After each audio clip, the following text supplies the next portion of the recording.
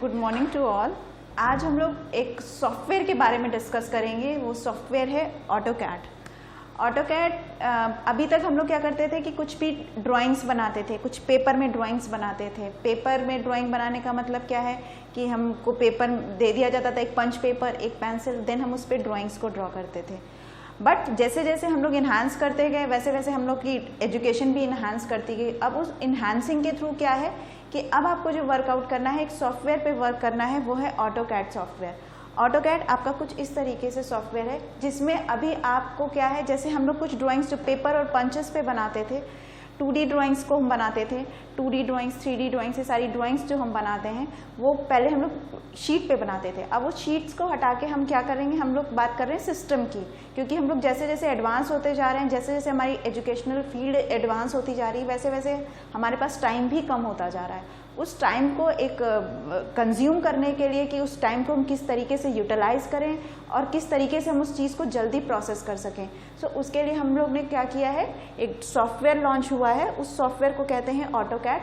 AutoCAD में आप कुछ इंजीनियरिंग ड्राइंग्स बनाते हैं, जैसे हम लोग शीट्स पे बनाते थे, plan, top view, side views, 2D drawings, 3D drawings, isometric projections, orthographic projections, ये सारे प्रोजेक्शंस हम लोग जो बनाते थे, अब वो हम लोग किस पे बनाएंगे, डायरेक्टली सॉफ्टवेयर पे बनाएंगे। और वो जिस सॉफ्टवेयर पे बनते हैं उस सॉफ्टवेयर का नाम है ऑटोकैड। ऑटोकैड आपका बेसिकली ऑटोकैड, पहले तो हम ये जान जाएं कि ऑटोकैड होता क्या है। ऑटोकैड जानने के लिए हमको उसका इंट्रोडक्शन ज़रूरी रहता है। इंट्रोडक्शन के लिए हम जब तक आपको बताएंगे नहीं तब तक पता भी नहीं चलेगा। So AutoCAD is a 2D drawing software. The software supports both 2D and 3D formats. 2D drawings, पहली बात तो 2D ड्राइंग्स होती क्या है। 2D ड्राइंग्स आपकी वो ड्राइंग्स होती हैं जो आपको सिर्फ लेंथ और विड्थ में शो कराती हैं। जैसे हम लोग क्या करते हैं, एक बात करते हैं, हम लोग बात करते हैं शेप्स की। जैसे कुछ इस तरीके से हमने कुछ बनाया,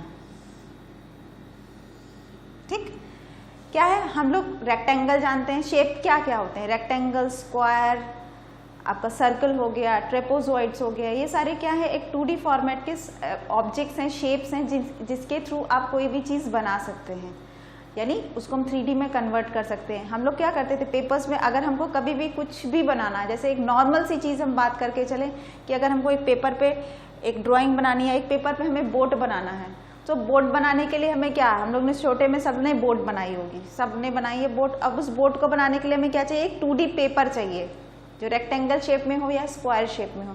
देन उसको हम अलग अलग फोल्ड्स को देके देन उसको हम एक शेप में तैयार करते हैं, वो आपका तुरंत शेप तैयार होता है, वो बोट का शेप। वो बोट जो है वो आपकी 3D ड्राइंग है, और जो आपका जिस पेपर पे आपने बनाया है वो है आपका 2D ड्राइंग, ठीक।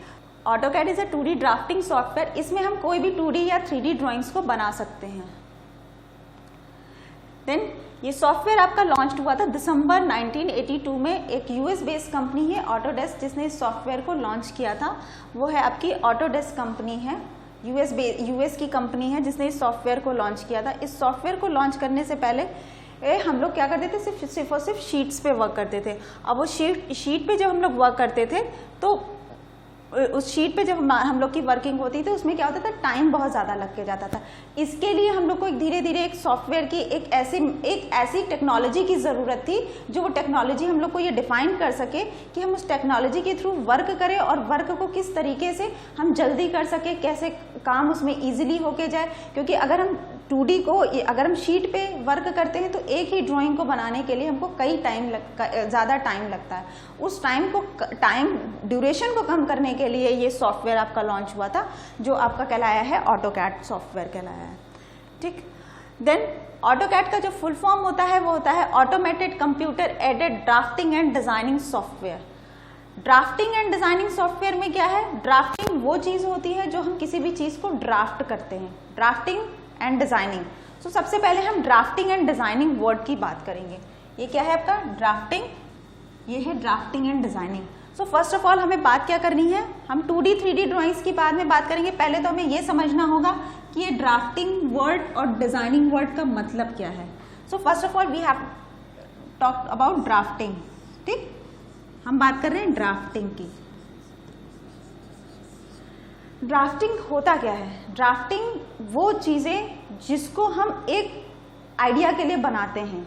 जैसे हम बात करें, आप लोग कहीं पे भी जाइए, कोई भी ड्राइंग आप बना रहे हैं, कुछ भी आपने बनाया है, जैसे लोगोज बन के जा रहे हैं, या हम लोग जब छोटे थे तो हम लोग क्राफ्ट वर्क करते थे।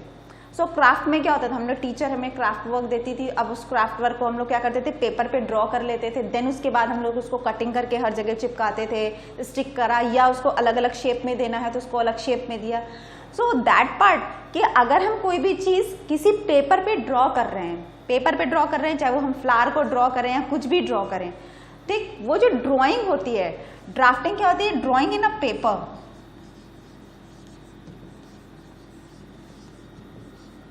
इन अ पेपर, ठीक, एक पेपर पे कोई चीज ड्राइंग करना टू अंडरस्टैंड, उस चीज को समझने के लिए कि हम जो बना रहे हैं वो क्या बनाने जा रहे हैं। माना अगर हमको एक पेपर कटिंग के थ्रू एक फ्लावर्स का या बंच बनाना है या कुछ भी बनाना है, तो अगर हमको उसको बनाना है तो हम क्या करेंगे, पहले हम या तो हमको बाहर से, अभी तो रेडीमेड भी जो कटिंग आप करा रहे हो, चाहे पेपर पे कराओ, चाहे क्लॉथ पे कराओ, चाहे आप किसी भी चीज को ले सकते हो, वुडन भी ले सकते हैं, कि अगर हमको एक टेबल भी बनाना है तो लकड़ी जो हमारे पास आ रही है वो लकड़ी क्या है, वो तो एक लॉग के थ्रू आ रही है ना, यानी एक लॉग है, एक पेड़ से कटा, तो इसको, जिसको आप लॉग बोलते हो, जिसको आप लट्ठा बोलते हो, सो वो आ रहा है ना आपका। तो आपको उसको अलग अलग शेप देने के लिए क्या है, हमको एक मैनुअल डिजाइन चाहिए, तो हम एक पेपर पे उस चीज को जो ड्रॉ करते हैं किसी भी चीज को समझने के लिए, तो वो जो समझने के लिए हम ड्रॉ कर रहे हैं वो आपका कहलाता है ड्राफ्टिंग। ड्राफ्टिंग यानी किसी भी चीज को पेपर में ड्रॉ कर लेना, ड्रॉ करके उसको समझना कि ये चीज हम बनाने क्या जा रहे हैं और किस तरीके से बनाना है। हर चीज का अलग डायमेंशन होता है।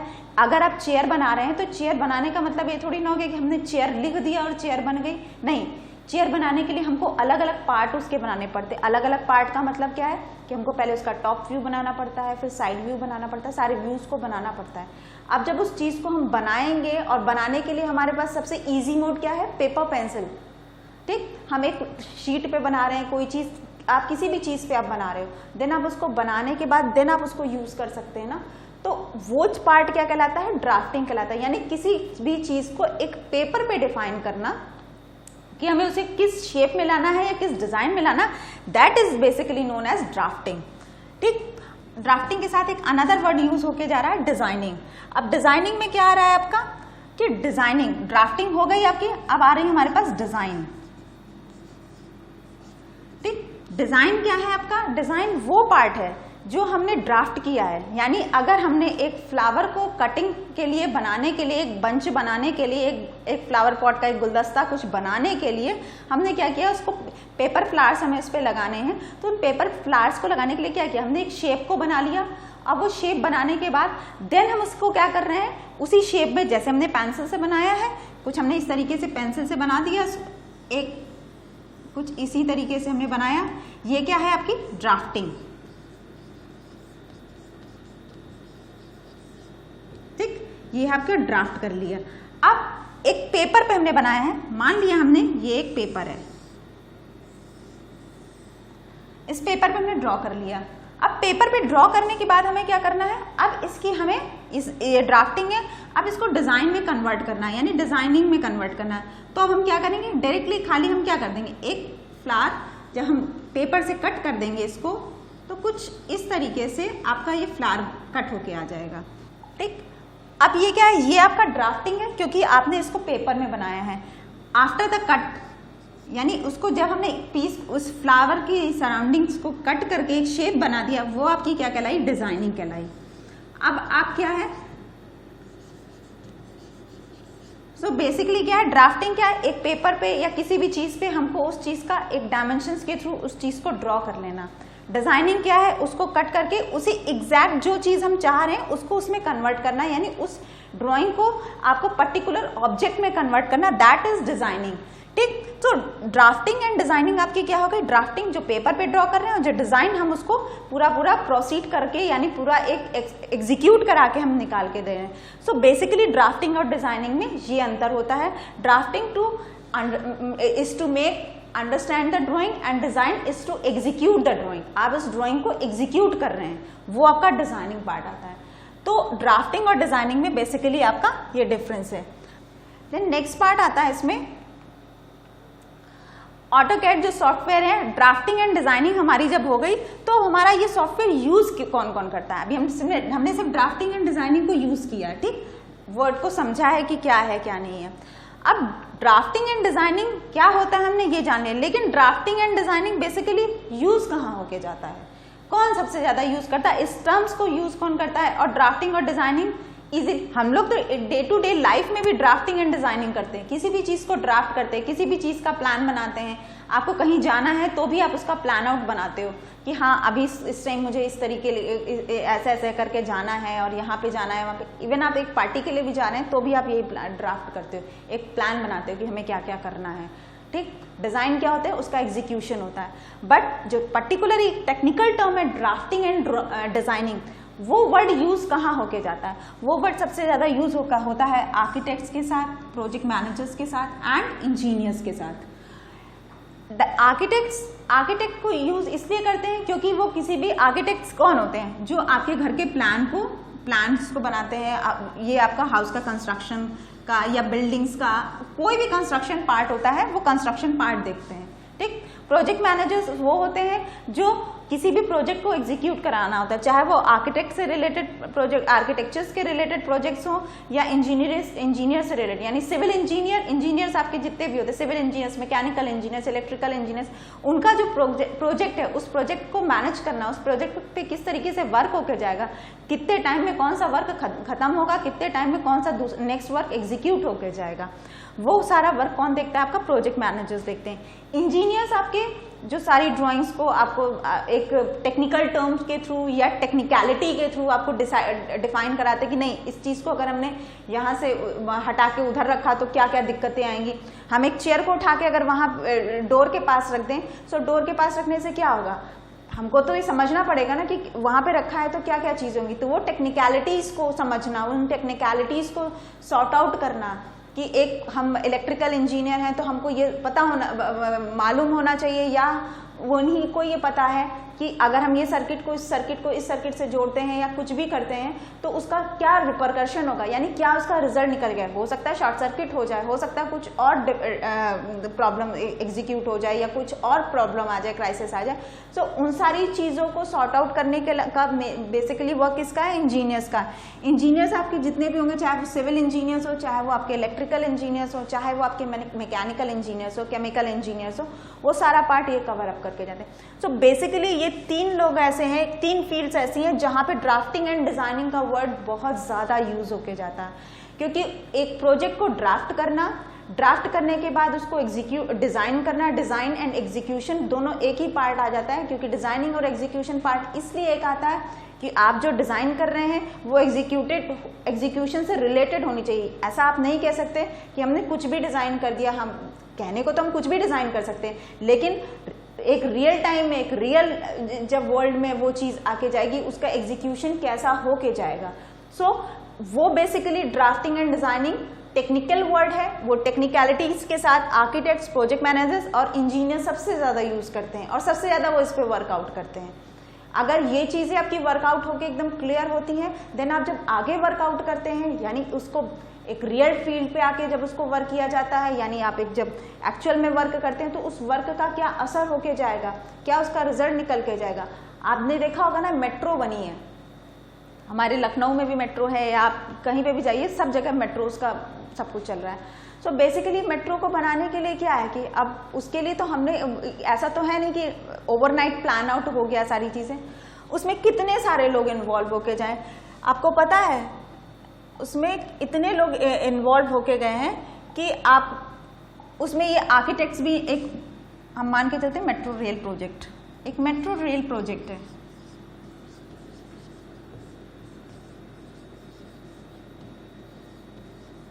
ठीक। इस मेट्रो रेल प्रोजेक्ट में क्या आ रहा है आपका? मेट्रो रेल प्रोजेक्ट्स में आपके आर्किटेक्ट्स भी आए, प्रोजेक्ट मैनेजर्स भी आए,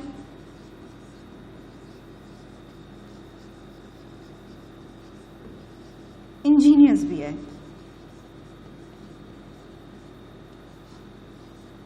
ठीक। हमें प्रोजेक्ट आर्किटेक्ट की जरूरत क्यों पड़ी? आर्किटेक्ट की जरूरत हमें इसलिए पड़ी कि उन्होंने उस चीज का जो ट्रैक जो आपके रेलवे जो मेट्रो के स्टेशंस बन के गए, उन स्टेशंस में क्या नॉब्स होने चाहिए, कि एक लॉबी बनी हुई है तो उस लॉबी का नॉब क्या होके जाएगा, कि वहाँ पे कितने लोगों का मैक्सिमम एक टाइम पे मूवमेंट होके जाएगा, क्या मिनिमम टाइम पे मूवमेंट होके जाएगा। उस चीज़ को देखते हुए सारी चीज़ों की प्लानिंग करी कि how to use by the people.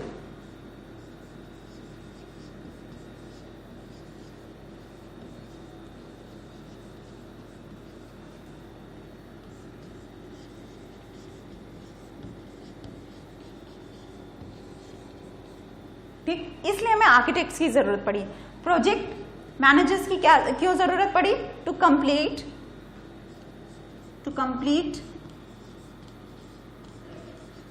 The project in time. ठीक, एक टाइम स्लॉट में कैसे प्रोजेक्ट कंप्लीट होके जाए, उसका काम किया प्रोजेक्ट मैनेजर ने। ठीक, इंजीनियर्स ने, चाहे वो सिविल हो, मैकेनिकल हो, इलेक्ट्रिकल, कैसे ट्रैक्स होके जाएंगे, ट्रैक्स कैसे होके जाएंगे, कहाँ पे क्या किस तरीके से वायर्स होके जाएंगे, ये सारी चीजों का डिसीजन किसका था? इंजीनियर्स का था। तो एक चीज को बनाने के लिए हमें कितने लोगों की जरूरत पड़ी? Architects, project manager, engineers. एक आर्किटेक्ट नहीं रहा होगा, इसमें कई आर्किटेक्ट्स इन्वॉल्व होंगे, उनकी पूरी टीम इन्वॉल्व होगी, देन उन्होंने वो सारी चीजों को एग्जीक्यूट किया। प्रोजेक्ट मैनेजर ने जो प्रोजेक्ट्स हैं वो कई जगहों पे प्रोजेक्ट्स चल रहे थे, एक साथ एक जगह पे तो चल नहीं रहा था, पूरे सब जगहों पे चल रहा था, तो एक साथ कैसे उसको वर्कआउट किया जाए वो सारा प्रोजेक्ट मैनेजर का एक वर्क था। इंजीनियर्स, कहाँ पे कैसा ट्रैक लग के जाएगा, कैसी बीम होके जाएगी, कहाँ पे कौन सा वायर लग के जाएगा, वो जो आपके जो मेट्रोस के जो जितने भी आपकी कैप्सूल्स या जितने भी आपके कंपार्टमेंट्स हैं, उन कंपार्टमेंट्स में क्या क्या चीज़ें होनी चाहिए, कौन सा पार्ट किस तरीके से यूज होके जाएगा, और अगर उसमें at real time running time पे कोई दिक्कत आ जाए तो उसको कैसे हम सॉर्ट आउट करें, सॉर्ट आउट करने के लिए कैसे हमारा टेक्निकल टीम वर्कआउट करेगी, उस टेक्निकल टीम के थ्रू एक सिस्टम के थ्रू कैसे हम उसको मैनेज करें, वो सारी चीज़ें आपके इंजीनियर्स के थ्रू वर्क होके गई। तो आप ये कह सकते हैं कि किसी भी चीज़ को आप ड्राफ्ट और डिज़ाइन कर रहे हैं, उस ड्राफ्टिंग एंड डिज़ाइनिंग में हमें एक की ज़रूरत नहीं, हमें कई की ज़रूरत पड़ती। एक चाहे हम छोटा प्रोजेक्ट बनाएं, चाहे हम एक बड़ा प्रोजेक्ट बनाएं, इसलिए उस चीज़ को समझना ज़रूरी है। तो अगर हम इस चीज़ों को, ऑटोकैड की बेसिकली ज़रूरत इसलिए पड़ी क्योंकि हमारे पास एक चीज़ को बनाने के लिए हमें इतने पर्सन्स की ज़रूरत पड़ रही है। यानी एक आर्किटेक्ट, एक हमने मेट्रो रेल प्रोजेक्ट की बात करी तो एक आर्किटेक्ट की ज़रूरत पड़ी, हमें एक टीम आर्किटेक्ट्स की चाहिए थी, प्रोजेक्ट मैनेजर्स की टीम चाहिए थी और इंजीनियर्स की टीम चाहिए थी।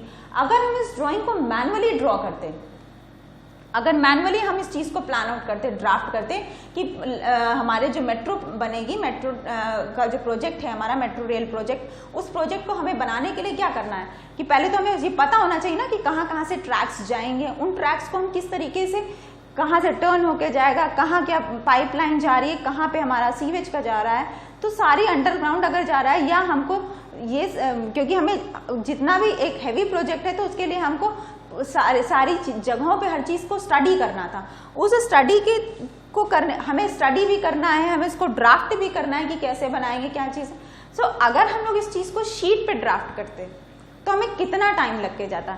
बाकी सारा वर्क तो हमारा मैनुअल वर्क है। किसी भी चीज़ की केस स्टडी करना, केस स्टडी करने के लिए उसको पहले पता होना चाहिए। अब उसको पता करने के लिए हम जब उसको पता कर रहे हैं और उसको सॉर्ट आउट करने के लिए अगर हमको 4-5 साल लग जाएं, 3-4 महीने लग जाएं, जैसा प्रोजेक्ट है उसके हिसाब से, तो अगर हम किसी भी चीज़ को ड्रॉ कर रहे हैं तो उसके लिए हमें मैन पावर भी फिर ज़्यादा करनी चाहिए होगी ना।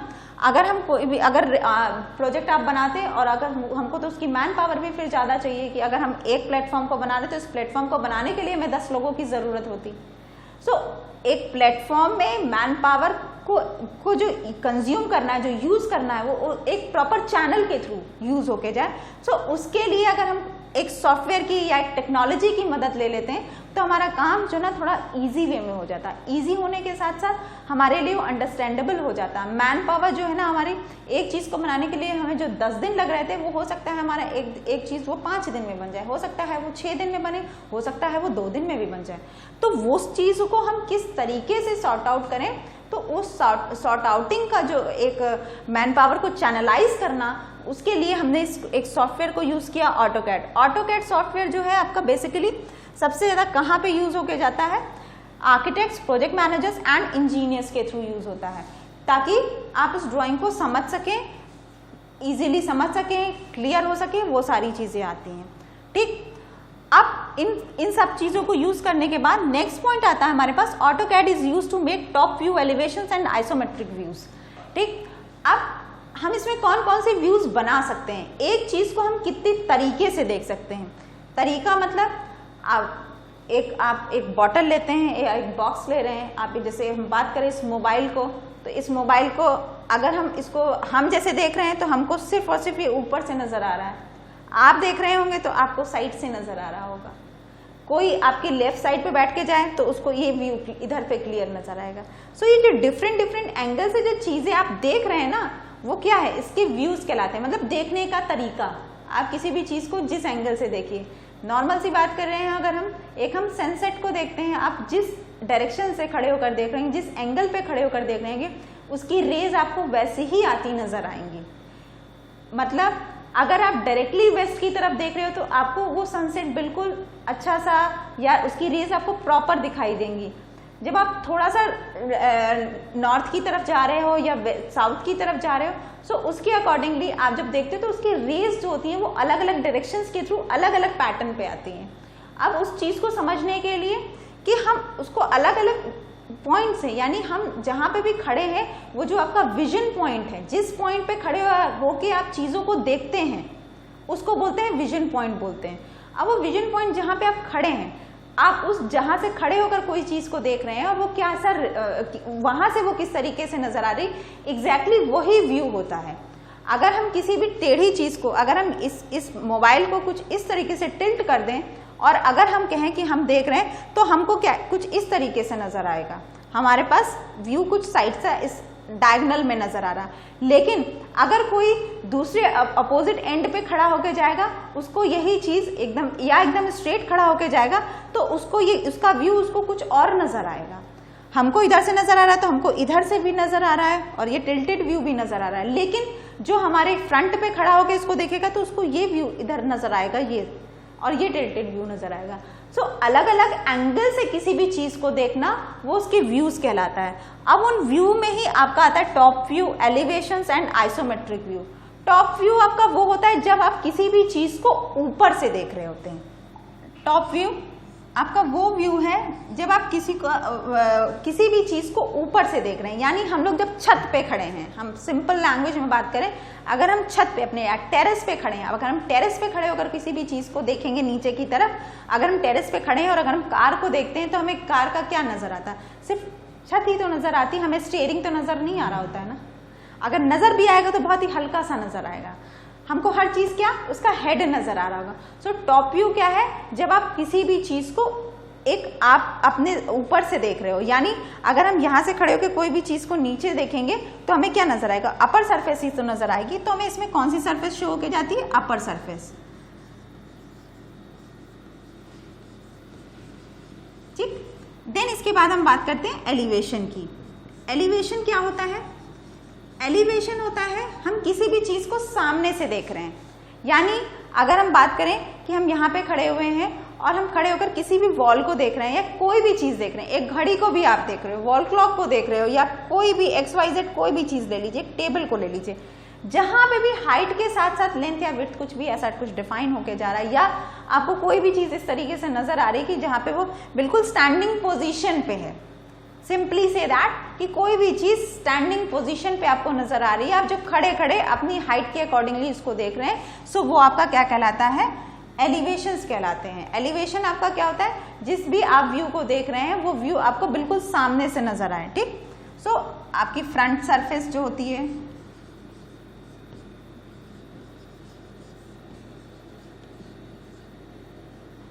ये सारी आपकी क्या कहलाती है, एलिवेशंस कहलाते हैं। ठीक, देन इसकी बात करते हैं हम बात आइसोमेट्रिक की।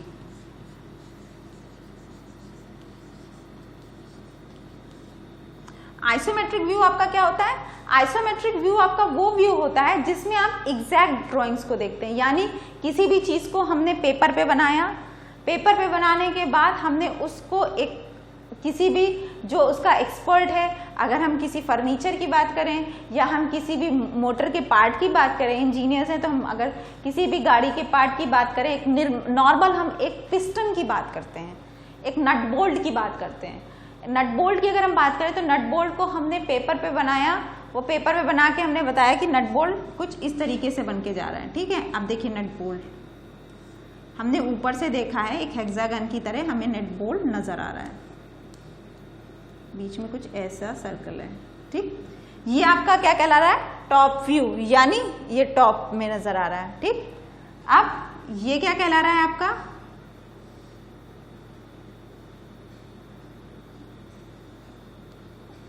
ठीक। आपने इसको साइड से देखा, कुछ इस तरीके से नट बोल्ट नजर आ रहा है आपको। ये टॉप व्यू हो गया, ये साइड व्यू हो गया। अब अगर हम बात करें आइसोमेट्रिक व्यू की, सो आइसोमेट्रिक व्यू में हमें किस तरीके से नजर आएगा,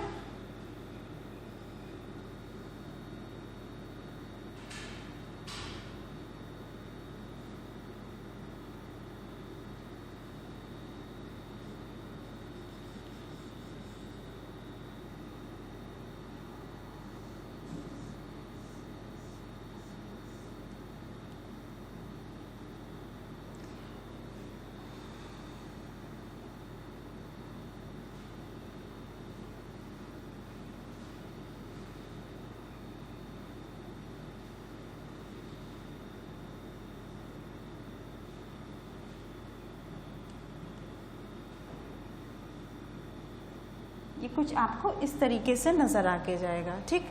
तो आप जो है ना एक किसी भी चीज का top view, elevations and isometric views, isometric view आपका वो होता है जो 30 डिग्री एंगल पे बनता है। टॉप व्यू आप देखिए, टॉप व्यू में क्या डिफाइन होता है, लेंथ डिफाइन होती है,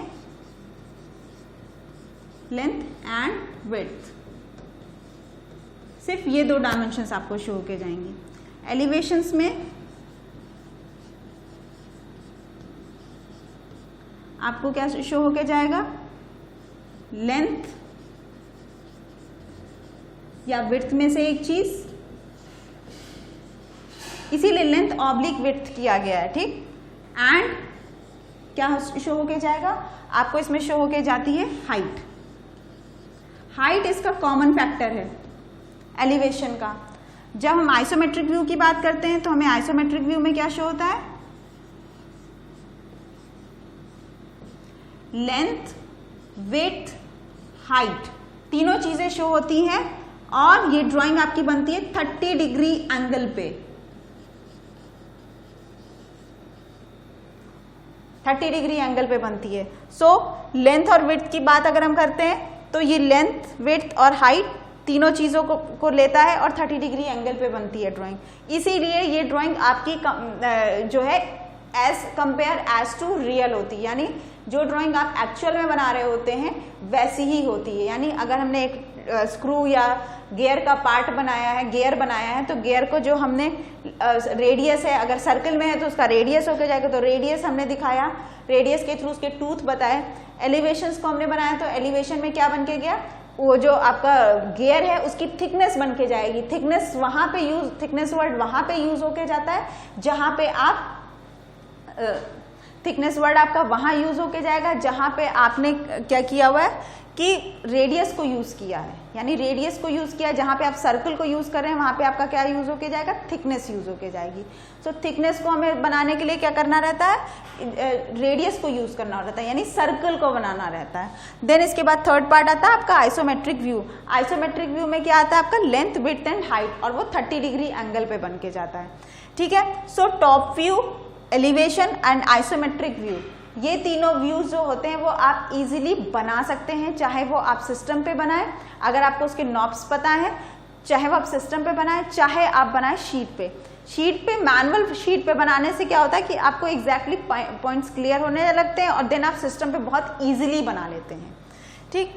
सो ये आपका पार्ट था जो आपको बताता है एक इंट्रोडक्शन में कि ऑटोकैड होता क्या है। उस ऑटोकैड का फुल फॉर्म होता है आपका automated computer edit drafting and designing software. ये रहा आपका ऑटोकैड का फुल फॉर्म, ठीक है। Then use by architects, project managers and engineers, ये 3 लोग यूज करते हैं। ऑटोकैड क्या क्या चीज बनाने के लिए यूज होता है? Top view, elevations and isometric views. ठीक, बेसिकली ऑटोकैड किस चीज को सपोर्ट करता है? 2D एंड 2D फॉर्मेट्स को। लॉन्च किसने किया था? 1982 में ऑटोडेस्क कंपनी ने। सो ये बेसिक कीवर्ड्स हैं जिसको अंडरलाइन मैंने किया है ताकि आप इस चीज को समझ सकें कि किस किस चीज को हम कहाँ कहाँ यूज करते हैं और कब कब यूज करते हैं। सो ऑटोकैड आपका 2D 3D फॉर्मेट दोनों को यूज करता है।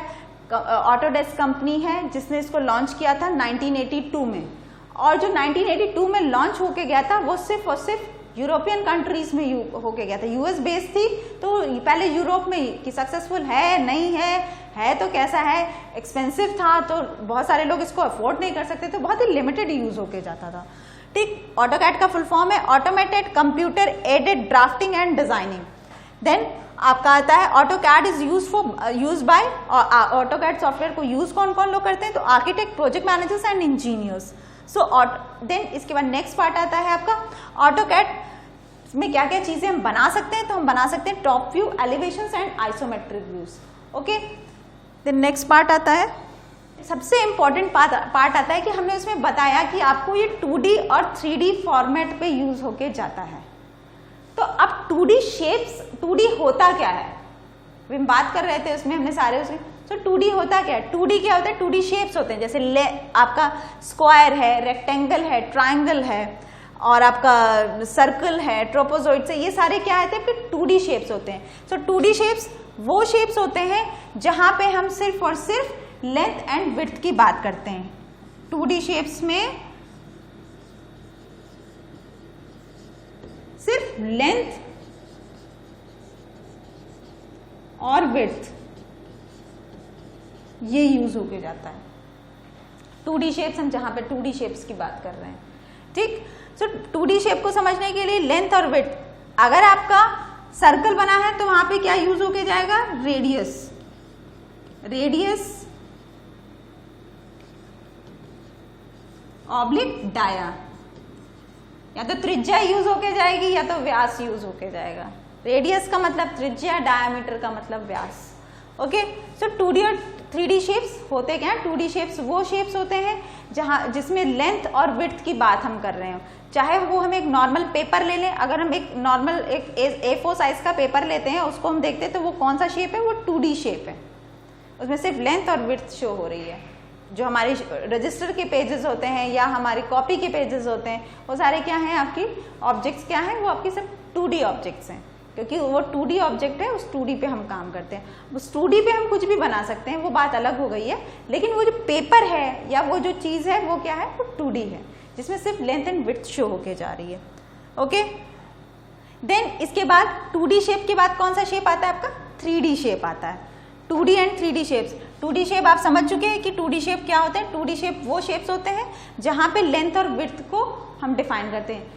3D शेप क्या होता है? 3D शेप्स आपके वो शेप्स होते हैं जहां पे वो जो 2D ऑब्जेक्ट है, यानी 2D पेपर जो है या 2D जो भी आपने चीज बनाई है 2D में, वो 2D को जहां पे भी हम 3D की बात कर रहे हैं, इट मीन्स हम वहां पे हाइट की बात कर रहे होंगे, या हम उसकी स्फेयर में है तो थिकनेस की बात कर रहे होंगे, कुछ ऐसी बात कर रहे होंगे।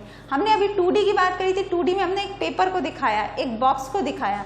2D में क्या है? अगर देखें हम इसकी बात कर रहे हैं, क्यूब की बात कर रहे हैं, आपका ये क्यूब बना हुआ है, ठीक, ये क्यूब बना हुआ है। अगर हम इसकी 2D की बात करें तो ये 2D पे क्या होगा?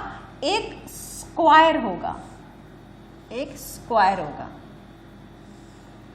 ठीक, एक स्क्वायर है, ये आपका क्या है? 2D है, क्योंकि इसमें सिर्फ और सिर्फ लेंथ एंड विड्थ आपको शो हो रही है, यानी कहीं पे भी लंबाई और चौड़ाई आपको बताई जा रही है, वो आपका क्या कहलाता है? 2D कहलाता है। जैसे ही आप इस 2D में जहां पे भी आप कुछ थिकनेस या हाइट देने लगते हैं तो वो आपको क्या कहलाता है? आपका 3D कहलाता है। यानी एक हमने स्क्वायर लिया, उस स्क्वायर को हमने बनाया, प्रॉपरली उसको कट किया, उसमें थिकनेस दी, तो वो किस में कन्वर्ट हो गया? क्यूब में कन्वर्ट हो गया। क्यूब यानी उसमें आपको पूरी, जैसे हम लोग क्या बात करें, लूडो की डाइस की बात करें, लूडो की डाइस क्या है? क्यूब शेप में है। वो क्यूब शेप क्या है? वो आपका एक डाइस का एक क्यूब शेप है, लेकिन वो कौन सा ऑब्जेक्ट है? 3D ऑब्जेक्ट है, क्योंकि उसमें लेंथ, विड्थ, हाइट सारी चीजें शो हो गई। अगर हम नॉर्मल उसको पेपर पे बनाते हैं, पेपर पे अगर हम एक डिजाइन करने से पहले जो हम बना रहे हैं, तो उसमें हमने क्या बनाया, एक रेक्टेंगल शेप बनाया, उस रेक्टेंगल के शेप्स के अलग अलग पार्ट बनाए। अलग अलग पार्ट में क्या बनाया कि हमने डिफाइन किया कि एक तरफ 1 डॉट होगा, 2 होगा, 3 होगा, जैसे नॉर्मल एक डाइस में होते हैं, उस तरह की चीज को हमने डिफाइन किया। बात करिए अगर आप एक पेंसिल की बात करिए, एक पेन की बात करिए, तो अगर हम बनाएंगे पेपर पे बनाएंगे तो क्या होगा, सीधी लाइन ही तो बन के जाएंगी, ऐसे ही तो बन के जाएगा, ये ऐसे ही तो बन के जाएगा। अगर हम एक बात कर दें पेंसिल की, ठीक है, कुछ पेंसिल आपकी ऐसे ही तो बन के जाएगी। ये क्या है, 2D है, ठीक, ऐसे ही तो हम बना के बताएंगे, लेकिन हम एक्चुअल में जब बनाएंगे तो कुछ इस तरीके से बन के जाएगी वो।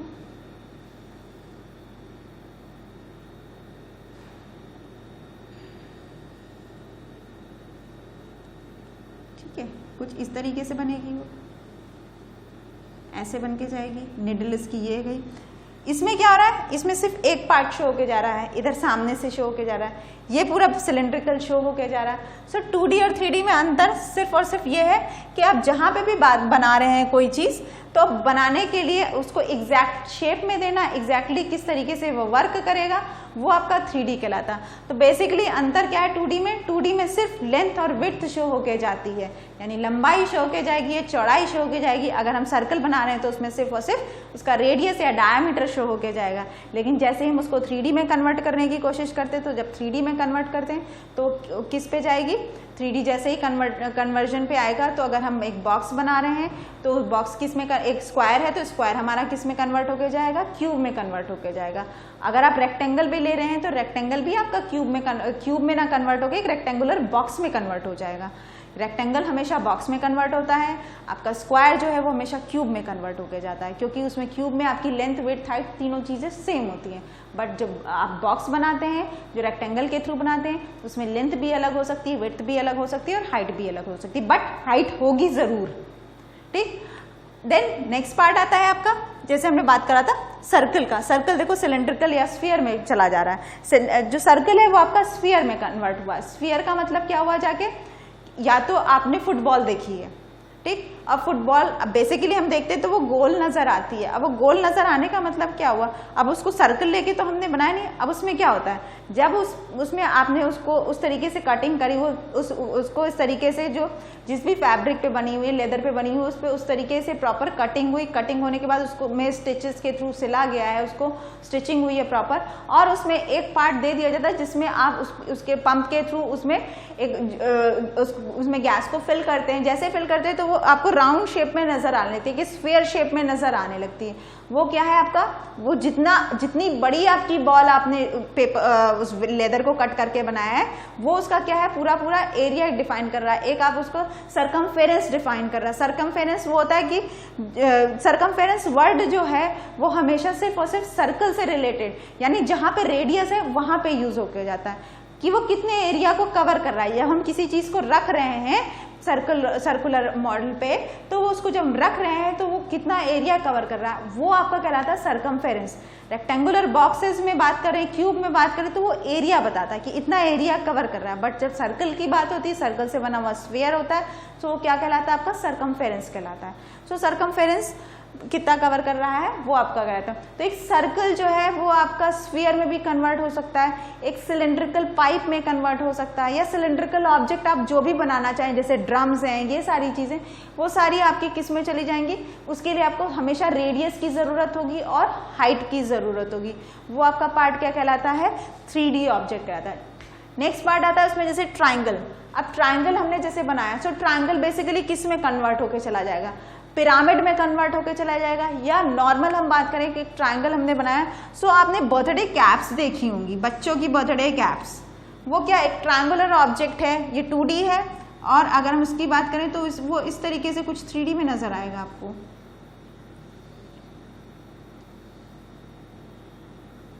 ठीक है, कुछ इस तरीके से 3D में नजर आएगा आपको कि एक ट्राइंगल है, या तो वो कैप में कन्वर्ट हो जाएगा, या फिर आपका पिरामिड है, या आप कुछ प्रिज्म बनाना चाहते हैं।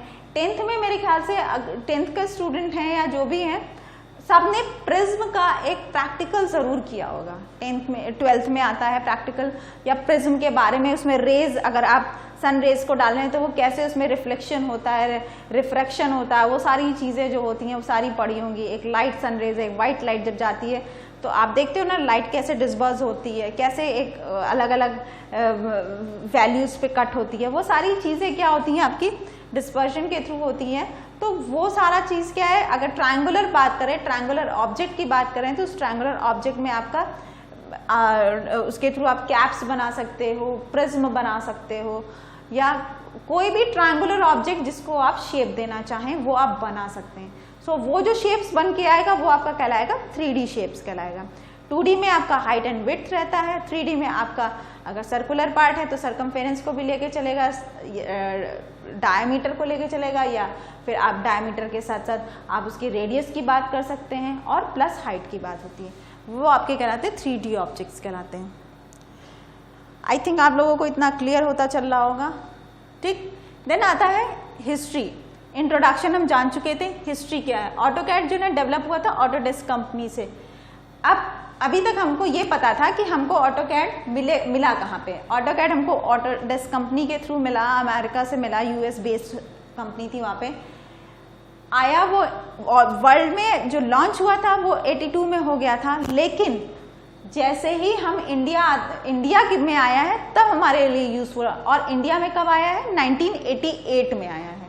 जब 88 में आया है तो इसके वर्जन्स अलग अलग थे। अभी हम लोग 2002, 1, 2, 3, 4 इस सब की बात करते हैं, बट जब आपका ऑटोकैड लॉन्च होके 88 में आया था तब इसके वर्जन्स क्या थे, R1 है, फिर थोड़ा अपग्रेड हुआ तो वो R2 हो गया, देन अपग्रेड हुआ R3, अनदर अपग्रेडेशन R4, मतलब so on.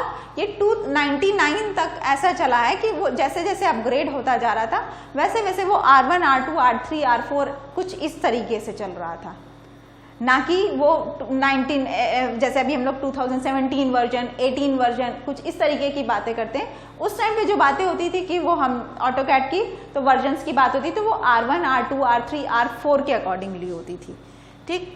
Then in 2000 Autodesk launched a version of AutoCAD 2000. After that 2001, 2002, जैसे ही 2000 आया, जैसे ही हमारा 2YK मतलब YK पे हम लोग था, इसमें अलग सेंचुरी में आए। सो नेक्स्ट सेंचुरी में जैसे ही हम 21 सेंचुरी में आए, सो वो सेंचुरीज के अकॉर्डिंगली वो R1, R2, R3, R4 को उन्होंने वहीं पे स्टॉप किया। देन जो वर्जन्स आने लगे उनके नाम होने लगे आफ्टर 2000 के बाद 2001, 2, 3, 4, हर ऑल्टरनेट ईयर्स पे आपका ऑटोकैड सॉफ्टवेयर जो है उसमें कुछ ना कुछ अपग्रेडेशंस होके वो आपको वो अपडेट करके एक लॉन्च करते हैं। उस लॉन्चिंग के थ्रू क्या होता है, आप उस लॉन्चिंग को लेते हो और लॉन्चिंग के थ्रू ये होता है कि इसमें कुछ ना कुछ एक अपडेटेड चीज़ें मिलती रहती हैं आपको। जैसे आप हम लोग एंड्रॉयड वर्जन की बात करें या हम मोबाइल की बात करें, हर टाइम हमारे पास क्या होता है कि एक नया वर्जन आ जाता है। आप कोई भी मोबाइल लीजिए, कुछ टाइम बाद उससे अपडेटेड चीज़ें आ जाती हैं। अपडेटेड चीज़ है, उसमें अपडेट हुआ है तो अपडेट होने के बाद नई चीज़ भी उसमें ऐड ऑन होके जाएगी। लेकिन अब हर टाइम तो हम ये काम कर नहीं सकते कि हम उस चीज़ को बराबर से नया लेते रहें या कुछ करते रहें। उसी तरीके से ऑटोकैड में क्या है कि ऑटोकैड में आपको एक अपडेट का ऑप्शंस दिया होता है। ऑप्शन के थ्रू आप अपडेट भी कर सकते हैं या उस ऑटोकैड को हटा के आप अपडेटेड वर्जन ले सकते हैं। ऑटोकैड सॉफ्टवेयर को पाने का सबसे आसान तरीका है कि आप स्टूडेंट जितने भी हैं वो ऑटोडेस्क की साइट है, एक ऑटोडेस्क की साइट पे जाएं, साइट पे जाके अपना ईमेल आईडी रजिस्टर कराएं।